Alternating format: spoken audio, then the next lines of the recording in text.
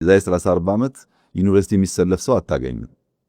ዩኒቨርሲቲ 4 ዓመት 5 ዓመት የምትማረውን ትምህርት በ6 ወር በ3 ወር ቤት መማር ትችላለህ። ምንም ጥርጥር የለውም። የትሬንዱ እንደሱ ነው የሚያሳየው። 4.0 የሚያሳየው እንደዛ ነው። ያም ሆኖ ግን ውስን በጣም ሃይ ኳሊቲ ያላቸው ዩኒቨርሲቲዎች ያስፈልጋሉ። ለምርምር ለቤዚክስም ለአፕላይድም ሪሰርች ያስፈልጋሉ። በየዞኑ የሚረጭ ግን መሆን የለበትም። በየዞኑ ኮንዶሚኒየም መበተን መሆን ግን የለበትም። አሁን ዩኒቨርሲቲዎች ኢንቨስቲጌት ብታደርጉ 1000 2000 ተማሪ መቀበል የሚችል ባዶ ኮንዶሚኒየም ታገኛለህ። ባዶ ኮንዶሚኒየም ደግሞ የተሰራበት እንትንም ቺፕ ስለሆነ የሚቀጥልም ይፈራሽ ማለት ራሱ ዩኒቨርሲቲው እሳቤ ችግር አለበት። ዩኒቨርሲቲ የገነባ ነው ግን በቂ መዋለ ሕጻናት ያለበት ሀገር ሆኖ ቢሆን ኖሮ ችግር አልነበረው። በመንግስት የተገነባ 10 መዋለ ሕጻናት አልነበረም ኢትዮጵያ ውስጥ 10።